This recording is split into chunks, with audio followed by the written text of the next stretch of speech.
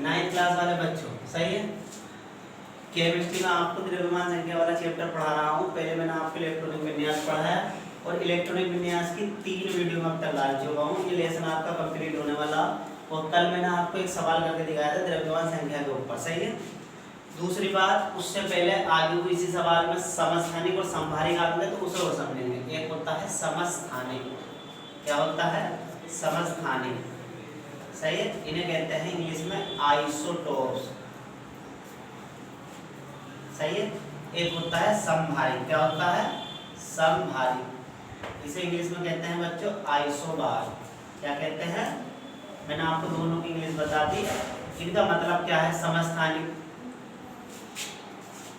तो समस्थानिक में ऐसे तत्व जिनका परमाणु क्रमांक समान होता है। समस्थानिक की बात चल रही, ऐसे तत्व जिनका परमाणु क्रमांक समान होता है और परमाणु भार अलग अलग होता है। पिछली वीडियो में मैंने आपको ये बताया था कि किसी तत्व का या किसी परमाणु का परमाणु क्रमांक क्या होता है और परमाणु भार क्या होता है, एक बार और देख लेंगे। अगर मैं सोडियम की बात करूं तो नीचे की जो संख्या है सोडियम 11 लिखा हुआ है, तो ये इसका परमाणु क्रमांक है। क्या है ये? परमाणु क्रमांक। तो मैं इसकी बात कर रहा हूँ। अब ऊपर लिखा हुआ होता है 23, अर्थात इसके अंदर जो वजन है वो 23 ग्राम है। तो इसका परमाणु का भार कितना हो गया? 23 ग्राम। तो ये नीचे वाली संख्या 11 जो है वो परमाणु क्रमांक है, ऊपर वाली संख्या जो 23 है वो क्या है? परमाणु भार। अभी मैंने आपको समस्थानिक में क्या बताया? ऐसे तत्व जिनका परमाणु क्रमांक कैसा हो? समान। कैसा हो? समान। परमाणु क्रमांक कैसा हो? समान, याद रखना। और परमाणु भार अलग अलग। परमाणु भार की बात करूं तो कैसा हो? अलग अलग। परमाणु भार अलग अलग, वो क्या कहलाते हैं? हमारे समस्थानिक। एक बार में डेफिनेशन सुन लो। ऐसे तत्व जिनका परमाणु क्रमांक समान तथा परमाणु भार अलग अलग होता है वो सब क्या कहलाते हैं? समस्थानिक। क्या कहलाते हैं? समस्थानिक। आगे सवालों में आएंगे इसलिए मैंने पहले ही क्लियर कर दिया है समस्थानिक। जैसे हाइड्रोजन के 3 समस्थानिक है। किसके? हाइड्रोजन के 3 समस्थानिक हैं। हाइड्रोजन, अगर हाइड्रोजन की बात करूं, एक का नाम होता है 1H1, एक का नाम होता है 1H2 और एक का नाम होता है 1H3।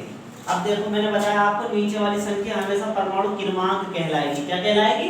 परमाणु क्रमांक। जो नीचे होता है किसी भी एलिमेंट के या किसी परमाणु के, वो उसका क्या कहलाता है? नीचे वाली संख्या परमाणु क्रमांक। ये भी परमाणु क्रमांक है, ये भी और ये भी। और ऊपर वाला जो होता है वो मैंने बताया क्या आपको? परमाणु भार। क्या होता है? परमाणु भार। तो ये इसका परमाणु भार, ये इसका और इस वाले का ये रहा। तो हम ये कह सकते हैं कि ये जो हाइड्रोजन के 3 समस्थानिक है, कितने? 3 समस्थानिक है। एक 1H1, एक 1H2, एक 1H3। इसमें परमाणु क्रमांक मैंने बताया समान होता है। तो देखो परमाणु क्रमांक इसका भी एक, इसका भी एक और इसका भी एक। तो परमाणु क्रमांक कैसा हो गया? समान। लेकिन अगर परमाणु भार की बात करूं तो परमाणु भार कैसा होता है? अलग अलग। अलग अलग की बात करूं तो देखो इसका 1, इसका 2 और इसका 3। तो डेफिनेशन क्या बनी समस्थानिक की? आता है 2 नंबर में, सही है।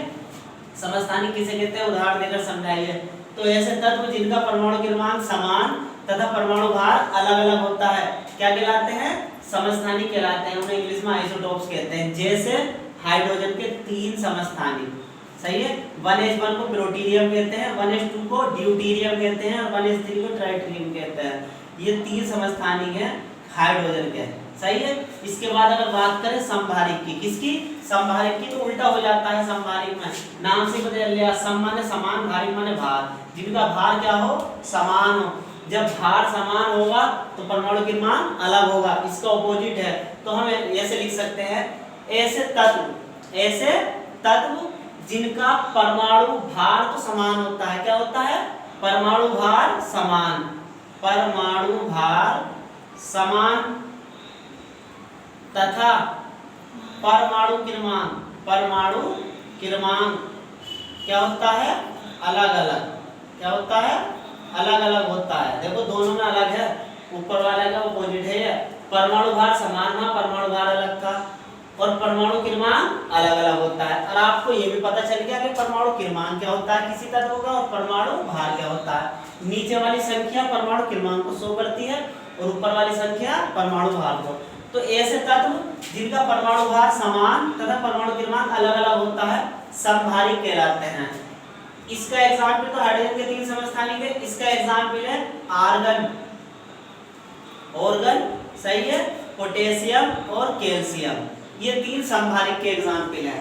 अगर मैं आर्गन, पोटेशियम और कैल्शियम की बात करूं तो आर्गन का एटॉमिक नंबर अर्थात नीचे वाली संख्या कितनी है 18, इसकी कितनी है 19, इसकी कितनी है 20। इसके अलावा इनका परमाणु भार की बात करूं तो इसका लगभग 40 होता है, इसका भी लगभग 40 मान लिया जाता है और इसका तो होता ही 40 है।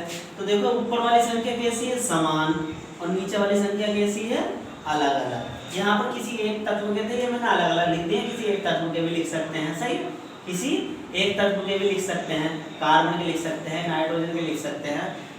तो ये हमारे उसमें आते हैं, ये हमारे समभारिक क्या है समभारिक है। तो आगे को क्वेश्चन में समस्थानिक और समभारिक का जिक्र होता है, इसलिए मैंने आपको उसको समझा दिया।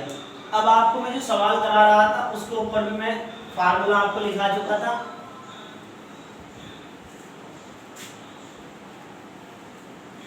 उसके ऊपर फार्मूला मैंने आपको सब कुछ बता दिया था कि परमाणु भार क्या होता है, किसके बराबर होता है, द्रव्यमान संख्या क्या होती है।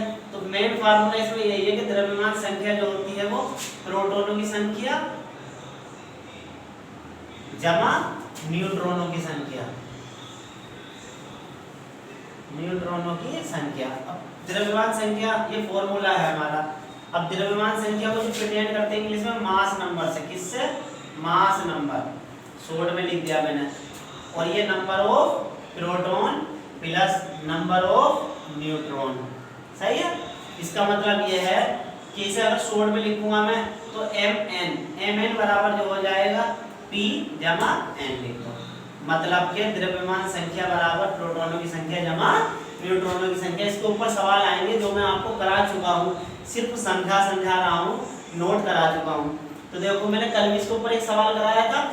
पहले तो हमें फार्मूला पता होना चाहिए कि द्रव्यमान संख्या किस किस के बराबर है, प्रोटॉनों की संख्या के और न्यूट्रॉनों की संख्या के। शॉर्ट में फार्मूला ये बना, सही है, उसकी हिंदी ना लिख करके इतने बड़ी। उसके अलावा हमें ये पता होना चाहिए कि अगर हमें परमाणु क्रमांक दिया है, क्या दिया है परमाणु क्रमांक, तो वो किसके बराबर होता है प्रोटॉनों की संख्या के। चाहे हमें प्रोटॉनों की संख्या दी हो और हमसे परमाणु क्रमांक पूछे, चाहे हमें परमाणु क्रमांक दिया हो और हमें प्रोटॉनों की संख्या मालूम करे, तो दोनों एक ही हैं। अब अगर हमें प्रोटॉनों की संख्या पता है तो ये समझ लो कि हमें इलेक्ट्रॉनों की संख्या पता है। किसकी संख्या पता है, इलेक्ट्रॉनों की संख्या पता है। इस तरीके से 1 2 3 फॉर्मूले इसमें आएंगे। अब मैं इसके ऊपर आपको एक सवाल बता रहा हूँ, एक सवाल मैंने कल भी कराया था, आपको इस पिछली वीडियो में देखना। अब मैं बता रहा हूँ इसके ऊपर एक सवाल और 1 2 सवाल मैं आपको घर को दूंगा, है नहीं, सवाल करने आने चाहिए। सवाल 2 नंबर का, 3 नंबर का या 4 नंबर तक आ जाता है। अब नॉर्मल से एक सवाल है कि एक तत्व का परमाणु क्रमांक 30 है, एक तत्व का परमाणु क्रमांक 30 है, आगे क्या कर जाओ, तथा द्रव्यमान संख्या 66 है, तथा द्रव्यमान संख्या 66 है। फिर परमाणु में कितने प्रोटॉन तथा न्यूट्रॉन होंगे। आगे इसका जो सवाल है वो ये है, परमाणु जो है किसी भी परमाणु में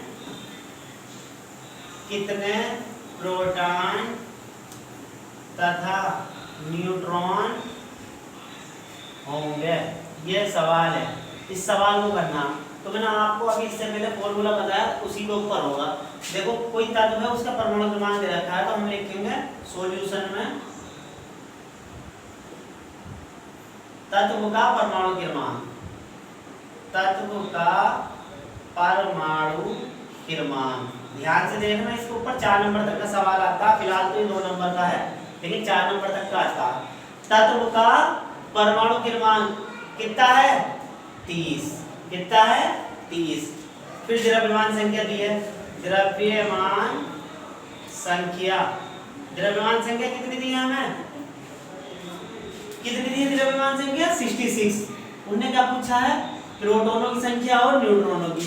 तो हम लिखेंगे प्रोटॉनों की संख्या बराबर वाट, इसके बाद न्यूट्रॉनों की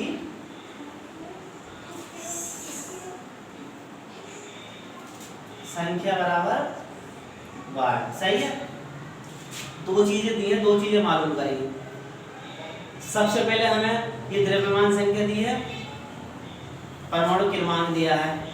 मैंने आपको ये बताया था अभी थोड़ी देर पहले ही कि अगर हमें परमाणु क्रमांक दिया है, क्या दिया है, परमाणु क्रमांक, तो परमाणु क्रमांक बराबर क्या होता है, प्रोटॉनों की संख्या। क्या होता है, प्रोटॉनों की संख्या। परमाणु क्रमांक कितना दिया है हमें 30, तो मैं यहाँ अगर 30 लिखूं तो प्रोटॉनों की संख्या में कितनी आ गई, 30 आ गई। तो प्रोटॉनों की संख्या हमें पता चल गई कितनी आ गई, 30। अब न्यूट्रॉनों की संख्या निकालनी है तो फार्मूला लगा दो। फॉर्मूला क्या है हमारा, सूत्र जो है, सूत्र से हमारे पास फॉर्मूला है mass number mn। Mass number बराबर होता है प्रोटॉनों की संख्या जमा न्यूट्रॉनों की संख्या। मैंने इंग्लिश में लिख दिया, वरना हिंदी में लिखते द्रव्यमान संख्या बराबर प्रोटॉनों की संख्या जमा न्यूट्रॉनों की संख्या। अब हमें प्रोटॉनों की संख्या तो पता चल गई 30, निकालनी किसकी, न्यूट्रॉनों की। n का मतलब न्यूट्रॉन है, p का मतलब प्रोटॉन है। हमारे पास मास नंबर भी दिया हमें, मास नंबर का मतलब हिंदी में द्रव्यमान संख्या कितनी थी, 66। तो हम इसको ऐसे भी लिख सकते हैं mn बराबर किधर, ये प्लस का है, इधर जाके माइनस का, बराबर में न्यूट्रॉनों की संख्या। mn का मान कितना दिया हमें, 66। कितना दिया, 66 माइनस प्रोटॉनों की संख्या कितनी आई हमारी, 30। कितनी आई, 30 इक्वल n। अब 66 में से 30 घटा दो, कितने बचे, 36। कितने बचे, तो न्यूट्रॉनों की संख्या कितनी हो गई, 36। तो इस तरीके से इस सवाल को कर लेंगे, आसान है, 2 नंबर का या 3 नंबर का आता है। सही है। मैंने देखो क्या बताया आपको, किसी तत्व का परमाणु क्रमांक 30 है, द्रव्यमान संख्या 66 है, उस परमाणु में कितने प्रोटॉन और कितने न्यूट्रॉन होंगे। मैंने आपको शुरू में ही से पिछली वीडियो में बता दिया था कि अगर परमाणु क्रमांक दे रखा है तो वो प्रोटॉनों की संख्या के बराबर होता है। द्रव्यमान संख्या को ही मास नंबर कहते हैं। सही है, वो परमाणु भार होता है। प्रोटॉनों की संख्या हमारी इसी बात से, ये 30 है तो ये भी 30 है, बता दिया किस तरीके से आई। उसके बाद न्यूट्रॉनों की संख्या निकालनी है तो उसके लिए फॉर्मूला लगाना पड़ेगा, द्रव्यमान संख्या बराबर प्रोटॉनों की संख्या जमा न्यूट्रॉनों की संख्या। चाहे तो यहीं पे इनके मान रख लो, और मैंने पहले सोल्व करा। क्या सोल्व करा, द्रव्यमान संख्या में से जब प्रोटॉनों की संख्या निकालेंगे जब भी तो क्या आएगी, न्यूट्रॉनों की संख्या आएगी। तो फार्मूला हमारा बना mn, ये प्लस का बराबर कि इधर जाके कैसे हो जाएगा, माइनस का, तो mn माइनस p, p का मतलब प्रोटॉनों की संख्या बराबर में क्या चल गया, n, न्यूट्रॉनों की संख्या। अब mn हमारा पहले दे रखा हिंदी में कितना, 66, तो उसके नीचे मैंने 66 लिख दिया। प्रोटॉनों की संख्या कितने निकल गए हमारी, 30, तो 66 में से 30 गए, 36 नहीं बचे, तो n का मान कितना हो गया, 36। उन्होंने पूछा था प्रोटॉनों की संख्या कितनी है और न्यूट्रॉनों की, तो प्रोटॉनों की तो 30 है और न्यूट्रॉनों की कितनी है, 36। एक बात हमेशा ये याद रखना, अगर सवाल का सॉल्यूशन देखना है सही है तो इन दोनों का मान जो द्रव्यमान संख्या है उसके बराबर आना चाहिए, क्योंकि द्रव्यमान संख्या क्या होती है, प्रोटॉनों की संख्या जमा न्यूट्रॉनों की संख्या। अगर इन दोनों की वैल्यू बराबर है तो सवाल हमारा सही है। तो प्रोटॉनों की संख्या कितनी, 30, और न्यूट्रॉन की कितनी आई, 36। अगर मैं इन दोनों को ऐड करूंगा तो कितना आएगा, 66। यही हमारी द्रव्यमान संख्या दी थी, इसलिए हमारा सवाल सही है। सही है, तो इस तरीके के सवाल आते हैं 3 नंबर का, 4 नंबर का। अगली बार मैं आपको अगली वीडियो में बताऊंगा, इस वीडियो में। ओके।